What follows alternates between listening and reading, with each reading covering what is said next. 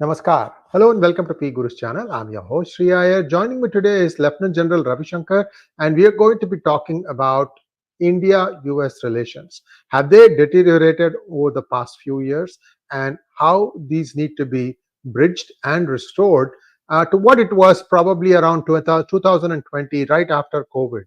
And I'm just drawing a line. It could be even before that. So let's welcome General Ravi Shankar. General Ravi Shankar, Namaskar. Welcome to P Guru's channel, sir. How are you?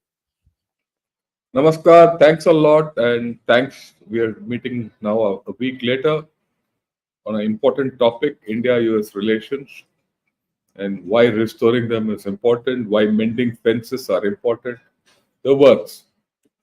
So let's start. And our story starts sometime around 2016. Trump and Modi had established a good working relationship.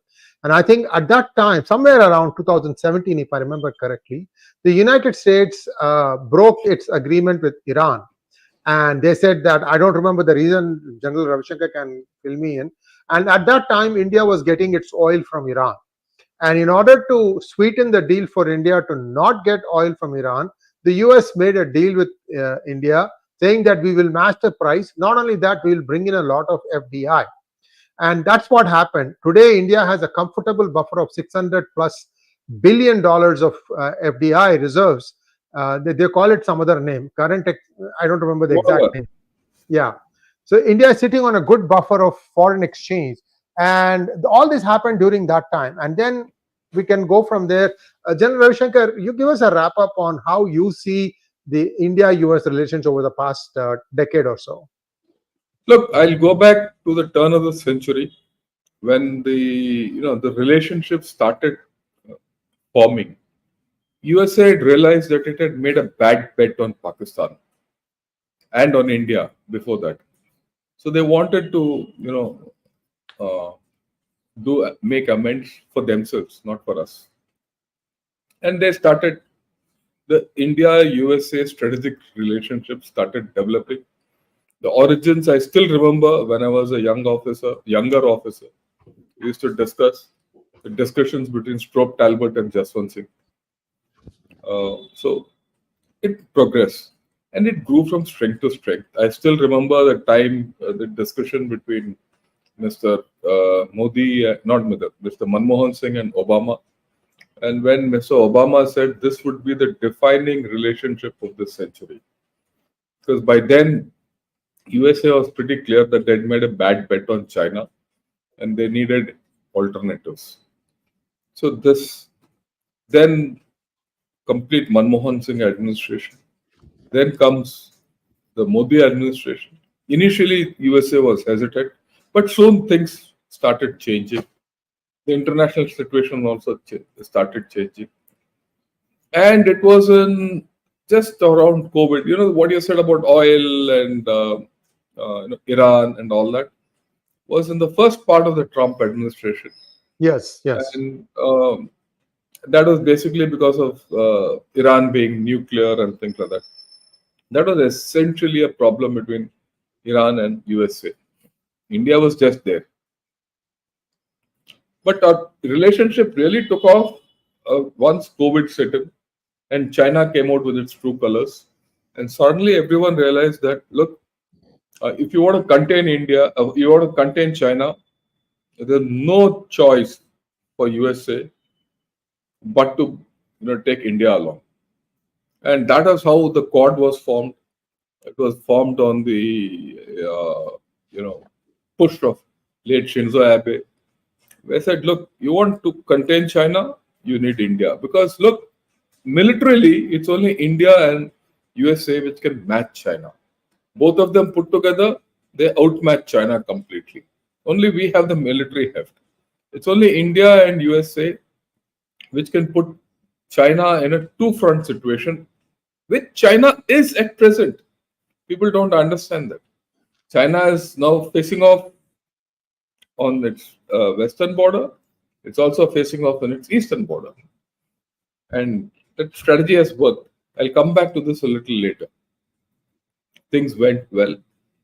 The Quad was formed. Then a lot of things have happened. And then, of course, if you remember last year, when Mr. Modi went to USA, he was seated, the red carpet. He spoke to the Congress, joint session of the Congress and the Senate, and he made a mark. And it probably everyone said, look, India's time has come. Our economy was booming, all that. And it is booming because we are the only big economy which is growing at 6 to 8% annually. China is limping around. China is a make-believe figure of 3 to 4%. Probably it's about 0.5% or 1% growth. And USA is at about 2% growth. In terms of dynamism, India retains its economic dynamism. There'll be, problems. Some problems will come up here and there, but you'll see the overall trajectory. It's up. You see the military; it's strengthening day by day. Earlier in this year, we had a terrific partnership with China between the North Arabian Sea and the Red Sea to contain piracy and to handle Houthis. A lot of Terrific things. partnership with the United States, sir, not China. United Sorry, States. yeah, United States. So it's a slip of my tongue. Please correct me if I do have a slip of tongue. Please don't hesitate. So we had a good equation with USA, the navies, everything.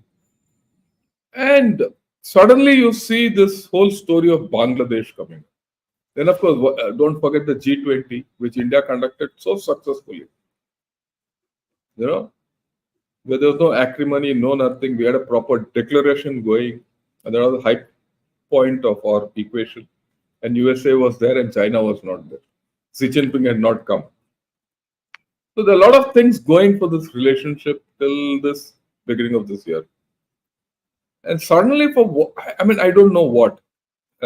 Maybe USA has some elements which are anti-India and pro-Pakistan. That's the way I can best put it. USA starts cribbing about Bangladesh. Then USA is not too happy with the the Prime Minister going to Russia or overall stand, because notwithstanding this great partnership which has been going up for the past 24 years, you do find people from USA whining about India, buying Russian oil, not condemning Russia, not all those problems were there. But the Biden administration was very clear that they should continue with India. All that unraveled in Bangladesh, right? And with Sheikh Hasina's ouster, which couldn't have happened without US push.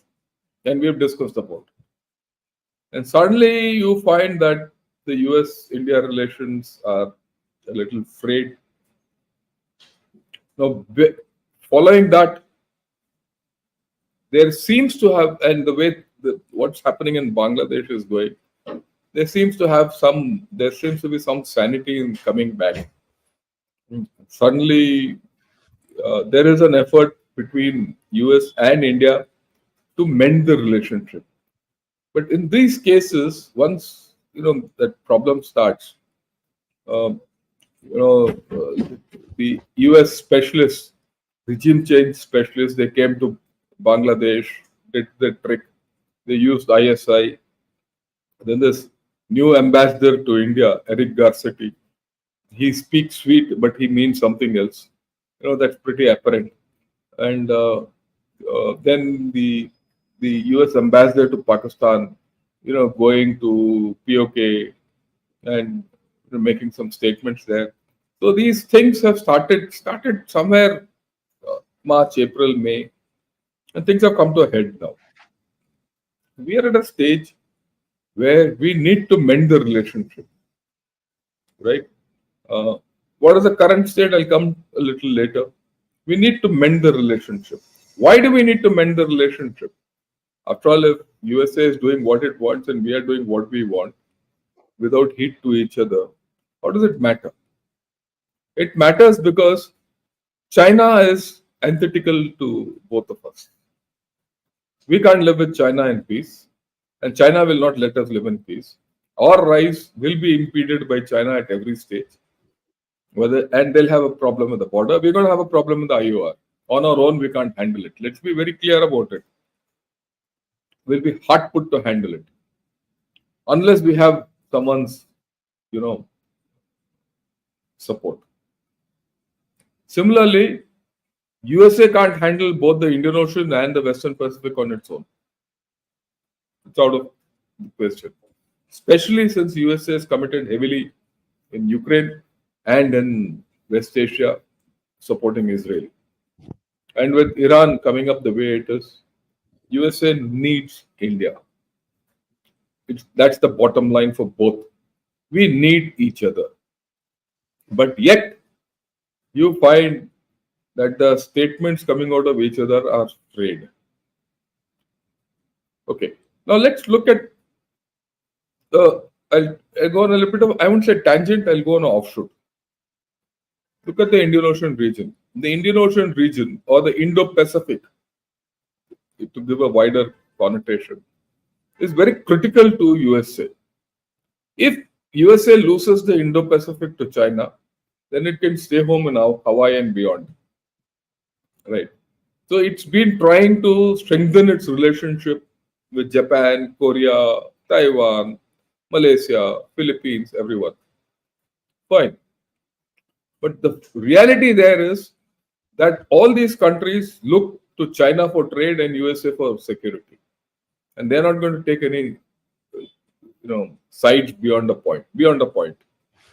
So then where do they go? Where does USA go? It has to come to India. And with China making noises in the Middle East, peace deals and mediation and all that, and the way China is supporting Russia, and what's happening in the Indian Ocean region, if China gets a foothold in the Indian Ocean region, USA is in trouble. So are we. Let's be very clear about it. And look at what happened in the recent past. Earlier, you had Maldives going out of our grip, and Maldives going under China virtually. After all, the Maldives president ran to China as his first visit. It's only now that Maldives is coming around. Then you have Sri Lanka. There's an issue there. Again, Sri Lanka is turned around because of India and USA. It's a combined effort. And then look at Bangladesh. It's gone on a thing. And like you rightly spoke the other day in your video, USA has made the anthill, but the snake is Chinese inside. Right? And if you see the readings from, or rather writings from Bangladesh, they're all Chinese oriented. They're going to welcome Chinese even more. And we don't know this government where it will go. It's just not going to. Yunus government, firstly, the legitimacy of the government is at stake because it's not a parliamentary government. It is a government by some decree, a consensual decree.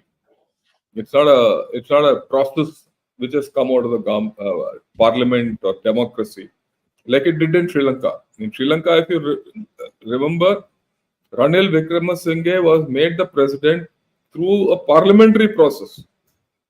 Here, it's not like that. The existing government has been sent out. You got a guy from outside, and he's been made the CEO. And what is the authority he has? What is the authority he has under Bangladeshi constitution itself is a question mark. And we don't know how he'll perform. We don't know everything. We don't know.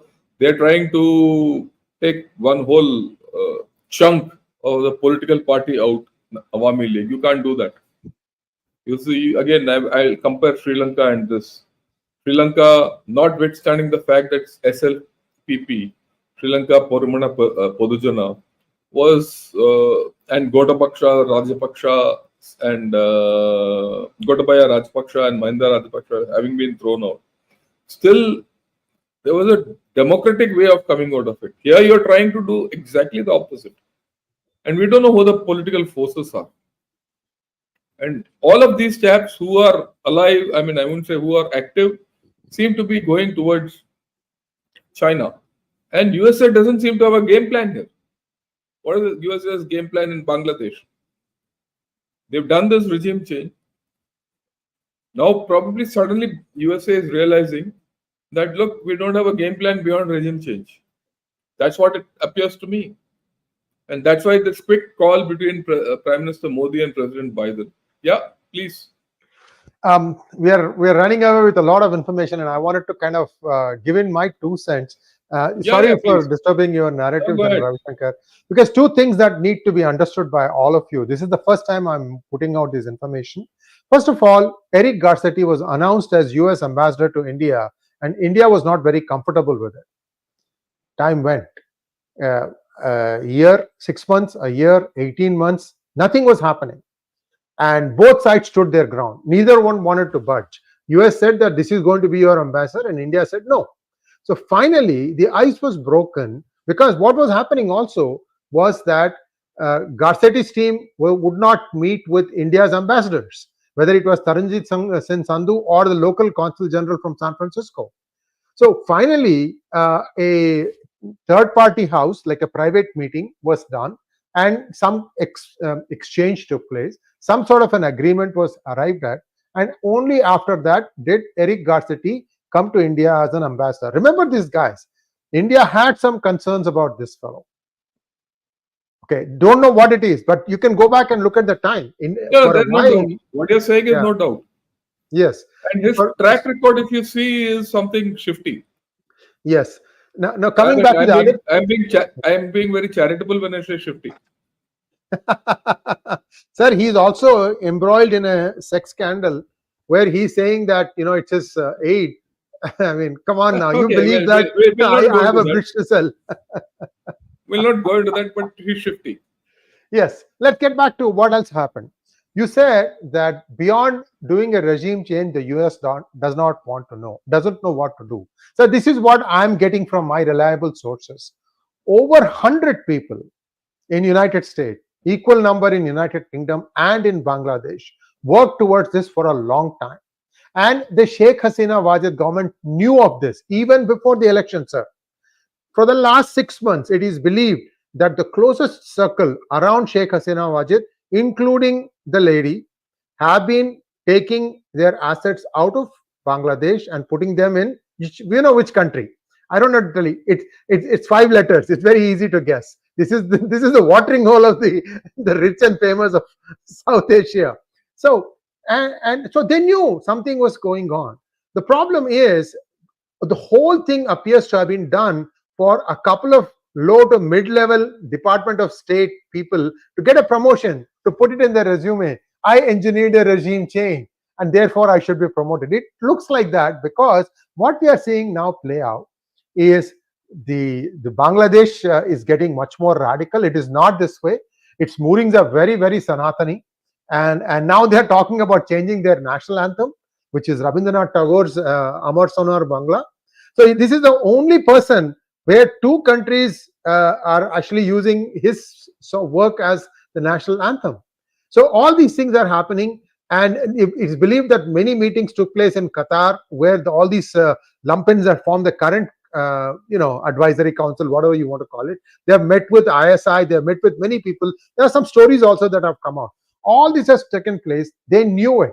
Unfortunately, India got caught short-footed. I don't know why. I don't know. Look, I will not say we got short-footed.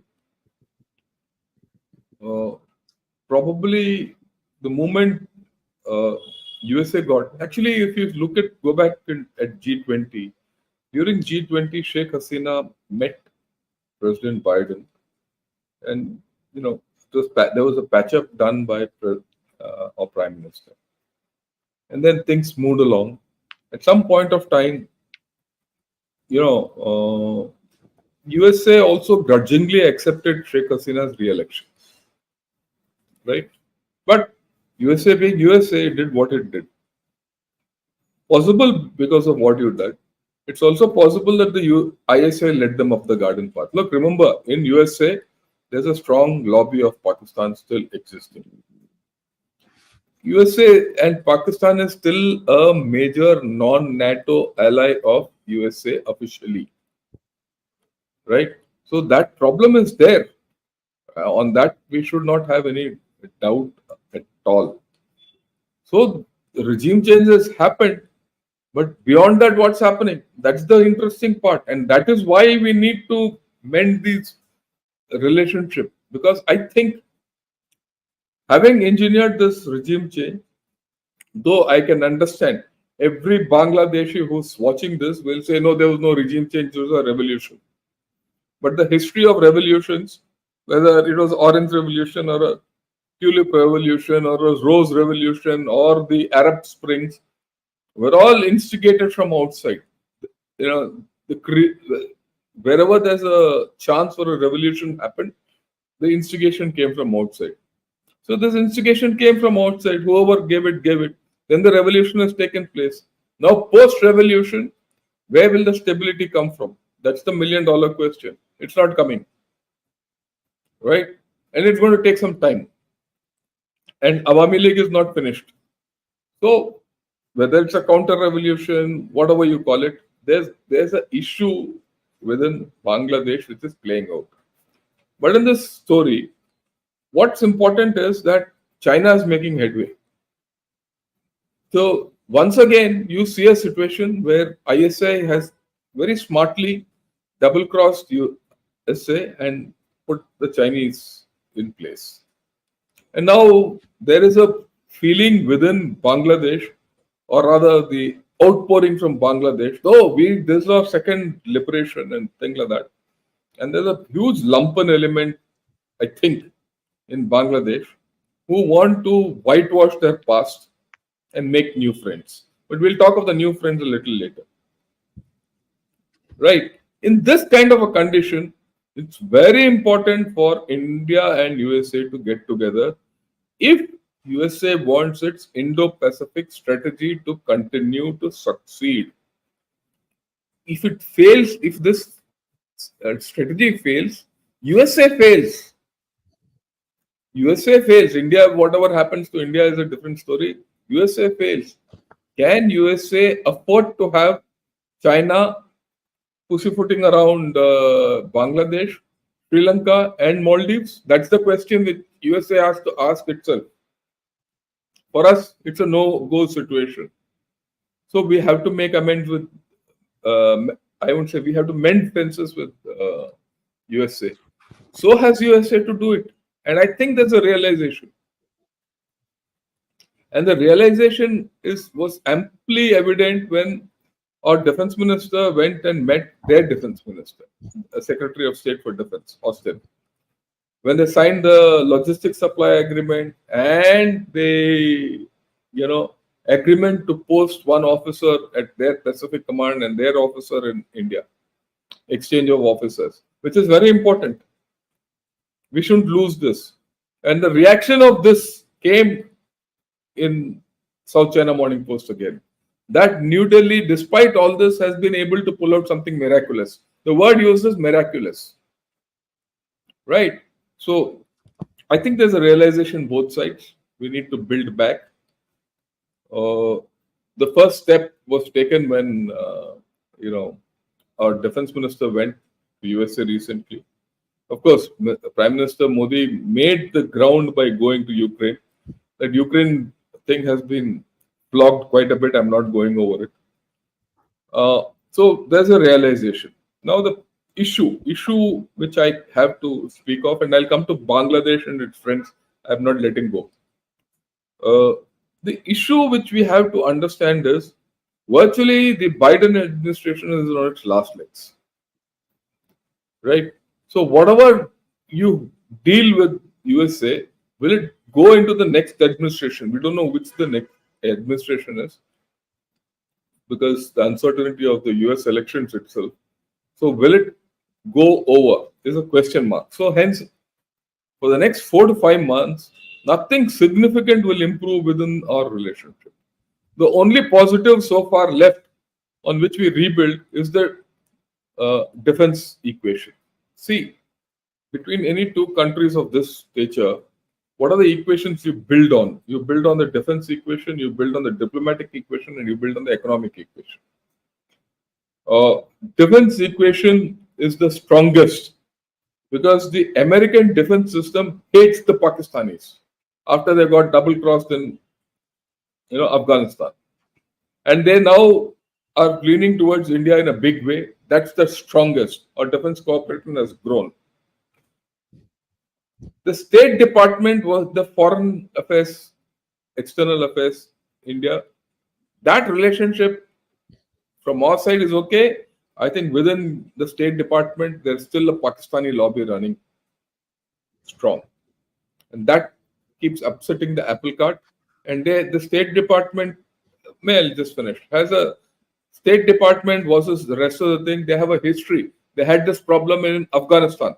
One of the reasons why they had to run away from Afghanistan was there was lack of coordination between the State Department and their defense. And the third is the economic alignment. Economically, a lot of noise has been made, but it has not taken forward. The choice is go ahead with green economies and things like that. So, but the fundamental is defense. Can you take any major step now? No. Right? So this is where we are at this point of time, stuck. So your thing. Sorry, I didn't thought. I just wanted to compliment your observation about how much of a hold Pakistan has in the Department of State. Can we have the slide deck, please? Ever since he came to power, Joe Biden came to power, there has been, a preference to get people from specific advisory firms. Advisory firms are, glorified name for lobbyists. And they have their lobbyists, they have their funders, and they have their interests. Once the funders put in a certain money, they expect their people who will go into the administration to do their job.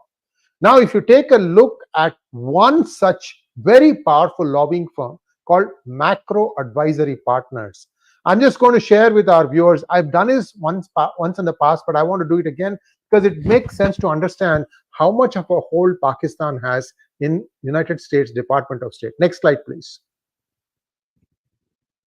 See these three people? The director of CIA, Macro Advisory Partners, Bill Burns. Jake Sullivan, the National Security Advisor, Macro Advisory Partners.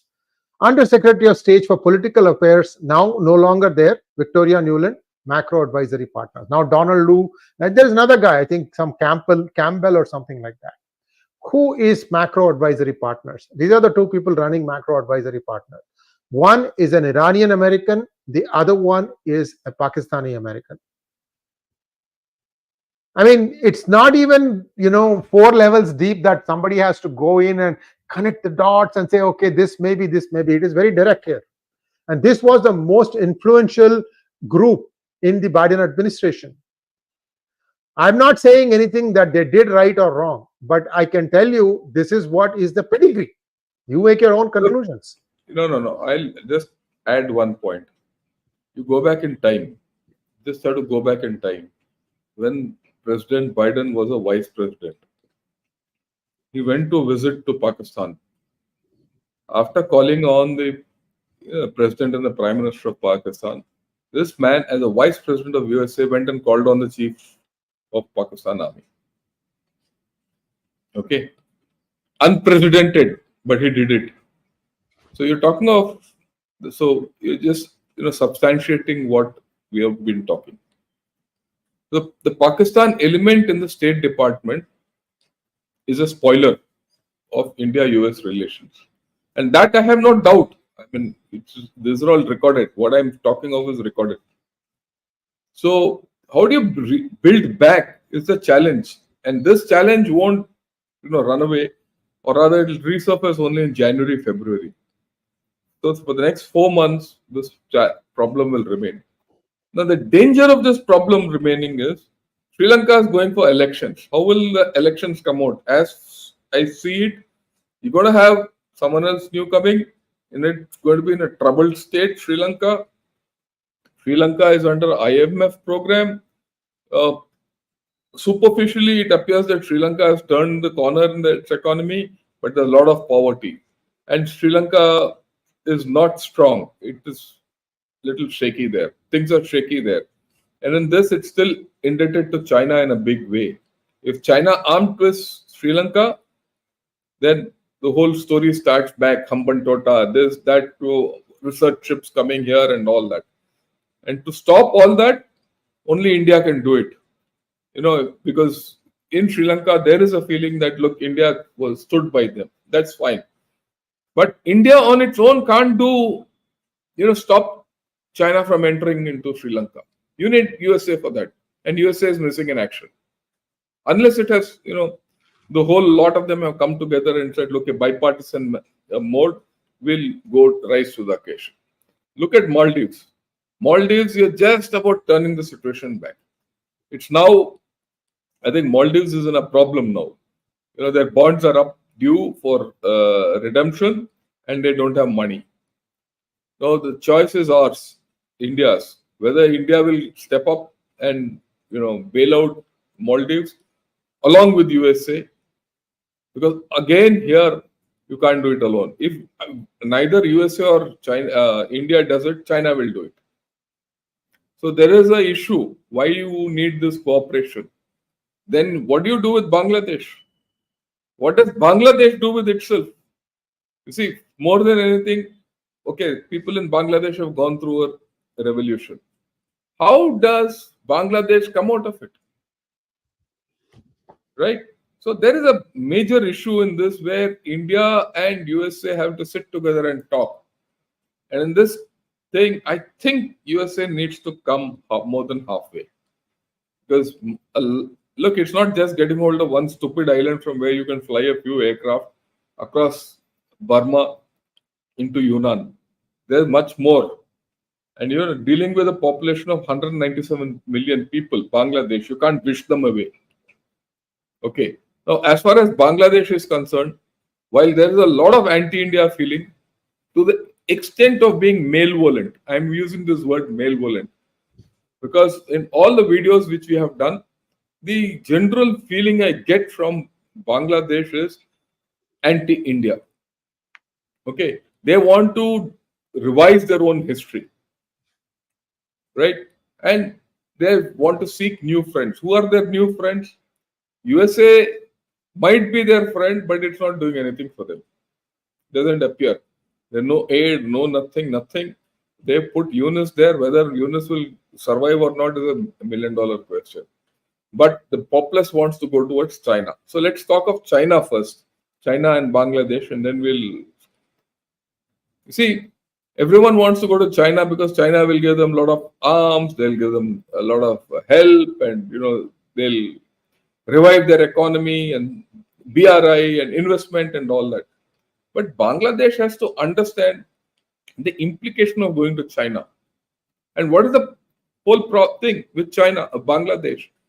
Now, Bangladesh is a country where they survive on water of Jamuna and Ganga, that is Brahmaputra and Ganga, and that is their biggest problem also. So why am I talking of all this? Remember the dam which China was building on Brahmaputra? What will happen if the dam comes up? It's coming up, it will not stop. So what happens if the dam comes up? Water in Brahmaputra will reduce. What happens if water in Brahmaputra reduces? India will survive. The problem will be for Bangladesh, their best friend, right? Bangladesh, what will happen? Salinity will come up, because if water flow in Brahmaputra reduces, seawater will come up. And if seawater comes up, what will happen? Their crops will go down. So they'll have food security issues. Then fish, which is their major crop they have to live on fish. The fishing thing goes down. Groundwater goes down, because in Bangladesh today there's a over exploitation of groundwater, sweet water, and that sweet water comes up because of Brahmaputra river. There's a problem. This is the long-term problem, right? Tomorrow's problem. It's going to happen. And it's going to happen because their best friend on which they're banking to revive their economy is going to kill them this way. In which case, Bangladesh will never recover. Right? They'll be short of water for good. Okay, this is not the only thing. What about other things as far as China is concerned? Bangladesh and China had an agreement, right, on sharing weather and all that. Why? Because if there's say more than adequate or more discharge from in Brahmaputra, say it happens somewhere near Assam in the higher reaches, and there's a heavy outburst and pouring and all that, and that is told to Bangladesh, then Bangladesh itself prepares for a flood. Okay, India and Bangladesh have an arrangement. We tell them. China and Bangladesh also have an arrangement, and so far they have not warned Bangladesh even once. Chinese. So Bangladesh is putting all its eggs in the Chinese basket, where China is not going to give them anything, and if the dam comes, the worst sufferers will be Bangladesh. Right? It's nice to have a revolution. What about the day after the revolution, when you have to feed 197 million people? You will have nothing. So Bangladesh has to realize where it is going in China. Now let's talk of the newfound friend Pakistan. Okay, there we discussed last time that Bangladesh is going to get ammunition from Pakistan and all that. Bangladesh should realize what happened. Who are the butchers of Bangladesh? If you go to Los Angeles Times or New York Times and all these international Newsweek, go to those days, 1971. Who's the butcher of Bangladesh? Tika Khan. Who's the other butcher of Bangladesh? Niazi. Who are they? They're not Chinese, they're not Indian, they're Pakistani. And if you see, there's one headline I read recently. It's the rape which no one wants to acknowledge, but Bangladesh can't forget. But I think today's generation has forgotten that. The rape was whose? How many people died? 5 million people were either raped or brutalized or who died. What are the number of people who went away as refugees? Who took care of them? People seem to be forgetting who's their friend and who's their enemy. And today you want to make good with Pakistan? Go ahead. It's no water off our back, right?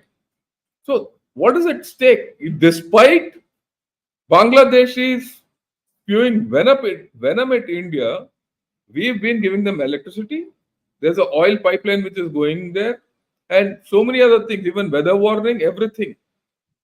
So if everyone in Bangladesh says, "Oh, India is someone who's trying to exploit us, X, Y, Z," fine, so be it. Be happy. Continue. Ask China, ask Pakistan for all these things. They'll give you. In any case, China has not given you. Let's see after this they'll give you. So Bangladesh has to realize. But let's look beyond that. We can handle Bangladesh on our own. It's not a big issue. It's just not a big issue. We can handle it. We've had India has shown tremendous strategic patience in handling Sri Lanka, in handling Maldives, and turning things around. We've turned things around in Maldives. We've turned things around in Sri Lanka. It's all 2 to 3 years. We have the experience of that. We'll handle Bangladesh also. But where does Bangladesh go? But most importantly, what does USA do? What does USA do for the Indo-Pacific? If these 3 things are not sorted out, then what happens next? I mean, and India and USA have to realize between themselves from the situation they've created for China. Why you want to take it back? Look at what's happening today. Chinese PLA is completely deployed against our border and stretched. On the other hand, they are now stretched up to Philippines, the Navy. So China is squarely in a 2-front situation, looking 2 different directions altogether. Now, if India and USA doesn't mend fences, China will go back to its old, story. And then what? Then where does it leave USA? More than USA, where does it leave Taiwan? So there are a lot of stakes involved with India-USA relationship not being good. It's not only Bangladesh, it's not only USA, it's not only Sri Lanka, it's not only Maldives, It goes back this side. Philippines is at stake today, right? There's almost a war between China and Philippines, and also Taiwan. Taiwan's security is dependent on how India and US relationship goes. There are enough studies to suggest that USA will not be able to handle China nearer China. Enough studies. And this study, the best study is one RAND discussion which came out, RAND study, it came around 2013-14, that with every passing day, China is getting stronger nearer home and USA is getting relatively getting weaker. It's only when China comes out that it is relatively weaker. But that equation is changing. Whatever is happening in China is one different story. Their military is not stopping anywhere. Their space program is not stopping anywhere. The cyber programs are not stopping anywhere. Their AI progress is not stopping anywhere. So they are a live and present and clear danger to USA and India. So you need to have stronger relations. So my problem today is they're not that good. You have a base. So what will happen in January, February is something we'll have to see. Look, I've touched a whole lot of issues today. I've gone all over. I'm sure you have questions. I'm sure, Shriji, you also have questions to clarify. Please go ahead. Thank you so much, General Ravi Shankar. I think we'll just go with the question because there are quite a few, and I would like to still finish by 55 or 56 minutes. Let's take the questions, please.